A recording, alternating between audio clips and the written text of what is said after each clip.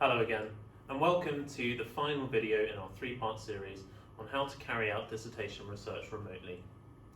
In the first video, we looked over a range of tried and tested approaches to educational research that use secondary data to sidestep the need for any face-to-face data gathering. In the second video, we considered some of the ethical implications that you'll need to think about when using online methods. This video is all about the practical considerations you should be taking when planning and carrying out your remote research. First, let's assume that you are planning to use an online survey to gather primary data. Whilst traditional paper questionnaires are often seen as the easiest for respondents to fill in, they have an environmental impact from printing, a COVID risk from distributing pieces of paper, and require time-consuming data entry for analysis, all of which you'd like to avoid. The good news here is that there are plenty of great freely available online survey tools, many of which even perform some of the basic data analysis automatically, making it easy to produce graphs and charts to display your data. Let's take a look at three of the most widely accessible options: SurveyMonkey, Google Forms, and Microsoft Forms. SurveyMonkey is one of the most commonly used online survey tools, and as a consequence is quite reliable for researchers and trustworthy for participants. It has a basic free package that allows you to create surveys asking a maximum of 10 questions to a maximum of 40 people. This might be enough for many of you.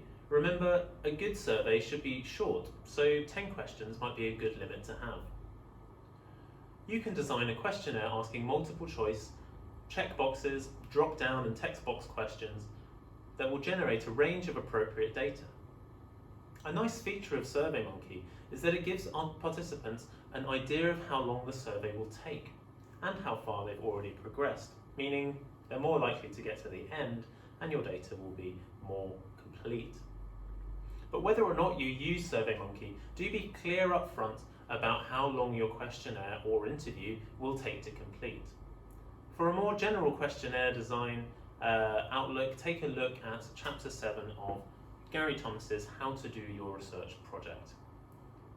From my experience, the top tip is to double check each question and ask, why am I asking this, and do I really need this information? I often find that I've already asked a similar question elsewhere on the survey. For example, how old are you? And then later, what's your date of birth? Or I realise that I don't need the information at all anyway. Google Forms and Microsoft Forms are another free option that you could use. There's no limit here on how many questions you can ask or to how many respondents, but as I've said, you are better off keeping your survey concise. Both of these options allow you to ask almost as many types of questions as SurveyMonkey and produce some summary statistics in graphs and charts automatically. They're quite user-friendly, so long as you're not trying to do anything too complicated. I would encourage you to take a look at the options before designing your survey so that you have an idea of what's available and what's possible. Now that you have your survey designed and your sharing link ready, it's best to pilot your survey with a small group to check the questions are clear to your audience and that you'll get the right data. You should also spend time thinking about how to get responses from the right sample population. I would caution against just launching your survey upon the World Wide Web and waiting for the replies to flood in. On the one hand, your survey is likely to be drowned out in all of the noise of constant social media content. And on the other, you have very little control over who replies to your survey, meaning less reliable data.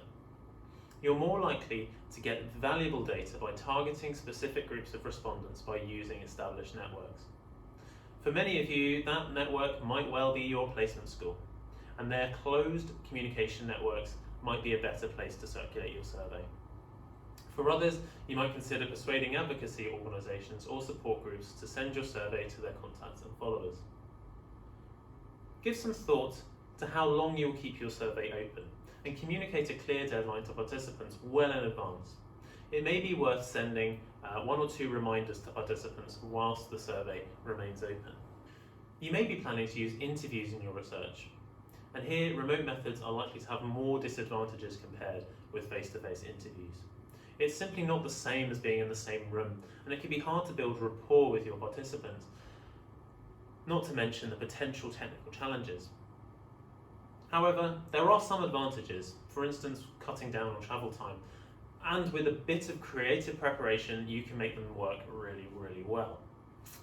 Firstly, remember what was covered in the previous video on ethics and safeguarding. Make sure you and your participants are safe. Think about where you are going to position yourself and what's in the background, and encourage your participants to do the same. Video calling programs like Zoom, Teams and Skype all have a recording feature which should make it easy for you to record your interviews, but do make sure that you have prior informed consent before you do this. I'd recommend, as well as recording, using pen and paper notepad as well. This is a handy backup if anything should go wrong, and can be helpful for you when it comes to asking follow-up questions or organising your thoughts and analysing your data later on. Secondly, and this may sound very obvious, but do test your technology.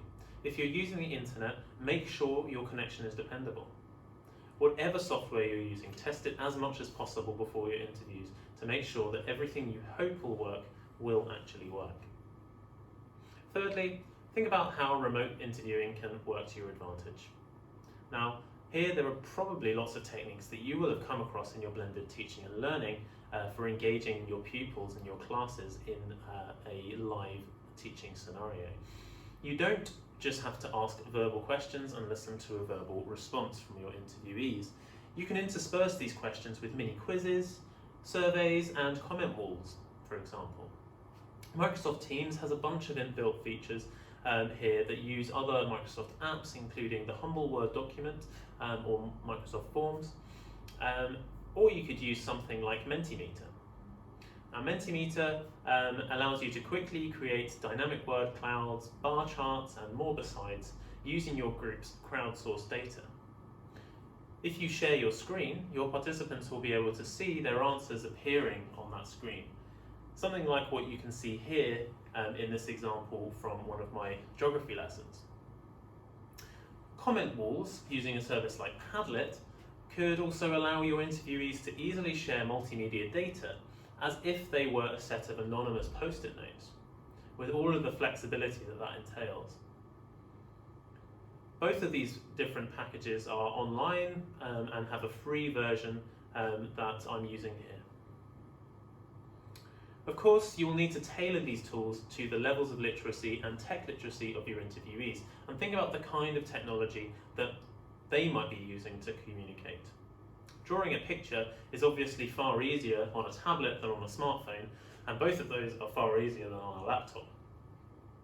However, these tools will mean you get different kinds of data from your interviewees and prompt their thinking about your research topic, whilst probably making the experience far more enjoyable for them. In a group interview in particular, like in a classroom, these offer opportunities for individual work or responses that are perhaps more personal and which can engage everyone in a group interview rather than just needing to resort to turn-taking when speaking.